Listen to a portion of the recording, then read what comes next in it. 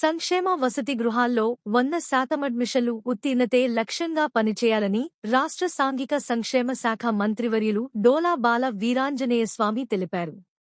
సాంఘిక సంక్షేమ శాఖ ఆధ్వర్యంలో తిరుపతిలోని స్థానిక కచ్చపి ఆడిటోరియంలో ఏర్పాటు చేసిన రీజనల్ కాన్ఫరెన్స్ లో రాష్ట్ర సాంఘిక సంక్షేమ శాఖ మంత్రివర్యులు ముఖ్యాతిథిగా పాల్గొన్నారు. ఈ సందర్భంగా మంత్రి డోలా బాల వీరాంజనేయస్వామి మాట్లాడుతూ సంక్షేమ వసతి గృహాల్లో 100% అడ్మిషన్లు ఉత్తీర్ణతే లక్ష్యంగా పనిచేయాలన్నారు. డైట్ మరియు వసతి గృహాల మరమ్మతుల బిల్లులను సకాలంలో అప్లోడ్ చేయాలన్నారు. సాంఘిక సంక్షేమ వసతి గృహాల తనిఖీలను విధిగా చేపట్టాలని ఆ శాఖ డిప్యూటీ డైరెక్టర్లు, జిల్లా సాంఘిక సంక్షేమ సహాయ సంక్షేమ అధికారులను మంత్రి ఆదేశించారు. సంక్షేమ హాస్టల్లో చదివే విద్యార్థులు తమ చదువుల్లో మెరుగైన పనితీరు కనబరిచేందుకు 3 గ్రూపులుగా వర్గీకరించాలన్నారు.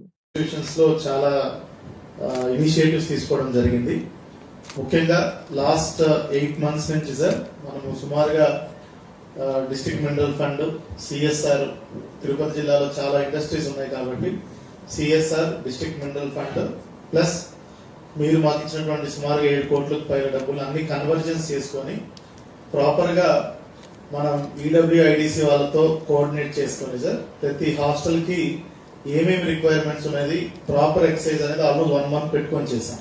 హాస్టల్ కి, ఇన్స్టిట్యూషన్ కి ఏం రిక్వైర్మెంట్స్ ఉన్నది అనేది చాలా డీటెయిల్ గా వచ్చింది. దెన్ ఆ తర్వాతనే అడ్మినిస్ట్రేటివ్ శాంక్షన్ కన్వర్జెన్స్ లో ఇచ్చాం సార్. అంటే ఇది వరకు ఎలా జరిగేదంటే గవర్నమెంట్ నుంచి వచ్చినటువంటి డబ్బుల్ని వచ్చినట్టు శాంక్షన్స్ ఇచ్చేవాళ్ళం. తర్వాత మళ్ళీ సిఎస్ఆర్ సపరేట్ గా తర్వాత బెనిఫిట్స్ వచ్చేవి కాదు. సో అందుకని కన్వర్జెన్స్ మోడ్ వెళ్ళడం వల్ల మనకి నీడ్ అసెస్మెంట్ బట్టి ఇవ్వడం జరిగింది సార్.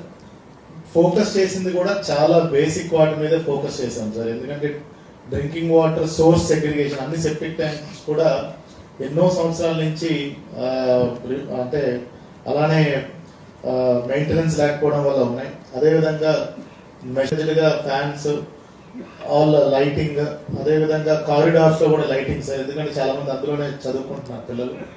తర్వాత రూఫ్ లీకేజ్ అనేది ఎక్కువ ఫోకస్ చేశాం సార్. ఎందుకంటే చాలా చోట్ల దాని వల్లనే మిగతా ప్రాబ్లమ్స్ అన్ని వస్తున్నాయని గుర్తించడం జరిగి రూఫ్ ట్రీట్మెంట్ అంతా కూడా టేకప్ చేయడం జరిగింది. మరియు ముఖ్యంగా పెడతారు అప్పుడు మొత్తం దాని మీద పడిపోవడం, అది యూటిలైజేషన్ లోకి రాకుండా ఇట్లా చాలా మైక్రో లెవెల్లో వెళ్ళి సుమారుగా అందరినీ కూడా mandal special officers, constitute special officers ద్వారా ఇన్స్పెక్షన్ చేయించి నేను కూడా almost more than 15-16 schools personal గా ఇన్స్పెక్ట్ చేశాను సార్. సో దీని ద్వారా మాకు సుమారుగా ఇప్పుడు 22 కోట్లకు గాను we could mobilise fund sir. 7 crores కాకుండా ఇంకా అడిషనల్ 14 crores డిఎంఎఫ్ వీటి నుంచి మొబిలైజ్ చేసి వేరియస్ లెవెల్స్ ఆఫ్ వర్క్స్ లో ఉంది. We're confident by next January will be able to complete all this works sir.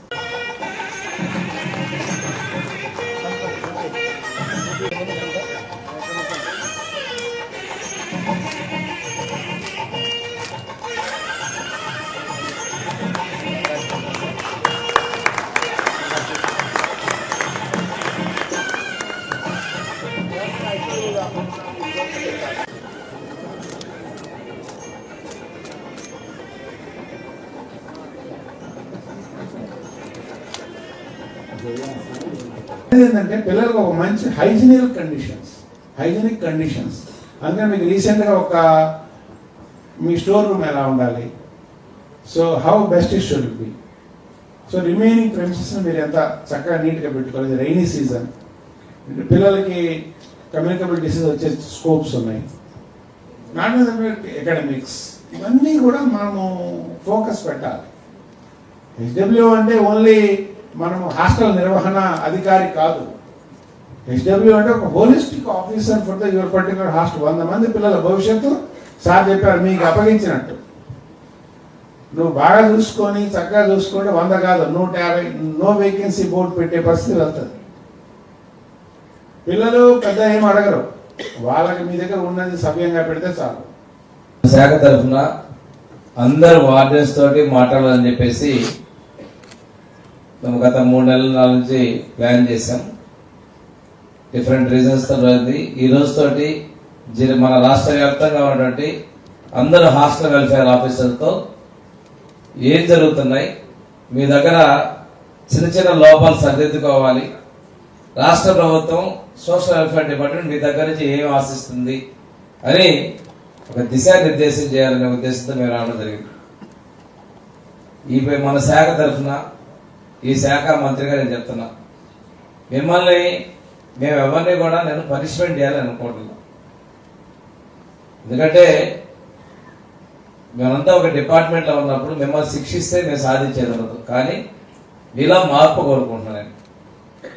మార్పు అనే దానిలో చాలా ఇష్యూస్ ఉన్నాయి. మనం కొన్ని పారామీటర్స్ రివ్యూ చేశాం. Present first admissions. One thing, 3 reasons పోతున్న రాయలసీమలో అడ్మిషన్స్ బాగున్నాయి.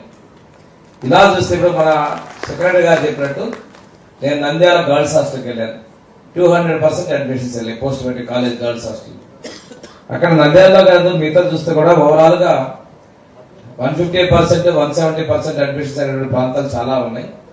కొన్ని ప్రాంతాల్లో తక్కువగా ఉన్నాయి. మీరు అడ్మిషన్స్ తీసుకొని ఇందాక మనం మాట్లాడినట్టు ఆ స్కూల్లో ఫీడింగ్ విలేజెస్ కావచ్చు, ఆ ప్రాంతంలో ఉన్నటువంటి మన సచివాలయంలో ఉన్నటువంటి వెల్ఫేర్ ఆఫీసర్స్ ఉన్నారు, వెల్ఫేర్ సెక్రటరీస్ ఉన్నారు, వెల్ఫేర్ అండ్ ఎడ్యుకేషన్ సెక్రటరీస్ మన డిపార్ట్మెంట్ వాళ్ళు ఉన్నారు.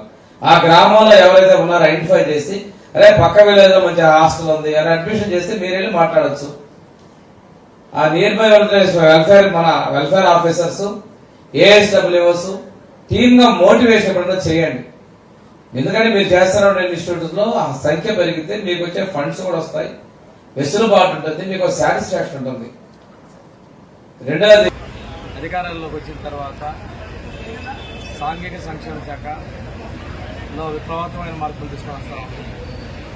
ముఖ్యమంత్రి చంద్రబాబు నాయుడు గారు వసతి గృహాల్లో, అది బీసీ వెల్ఫేర్ కావచ్చు, ట్రైబల్ వెల్ఫేర్ కావచ్చు, మైనార్టీ వెల్ఫేర్ కావచ్చు, విద్యార్థులు మంచి భోజనం, విద్యా అవకాశాలను కోరుతున్నారు. దానికి తగ్గట్టుగా విషయ స్కూళ్ళలో ఎక్సలెన్సీ సెంటర్ పరిపాలన జరిగింది.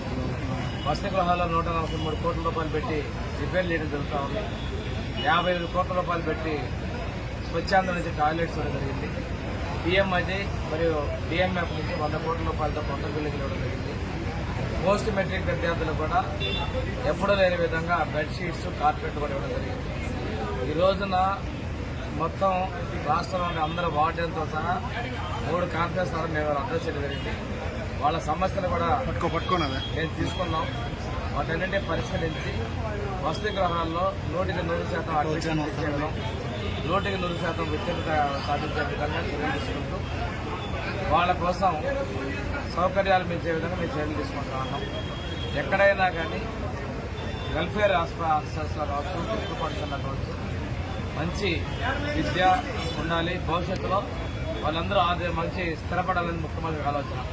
వారు ఏదైతే P4 విధానం ద్వారా ప్రతి కుటుంబానికి సాధికారత, ప్రతి ఒక్క కుటుంబం నుంచి మంచి వాళ్ళు ఎడ్యుకేషన్ పరంగా కూడా ఎంపవర్మెంట్ సాధించాలని లక్ష్యంతో ఉన్నారు.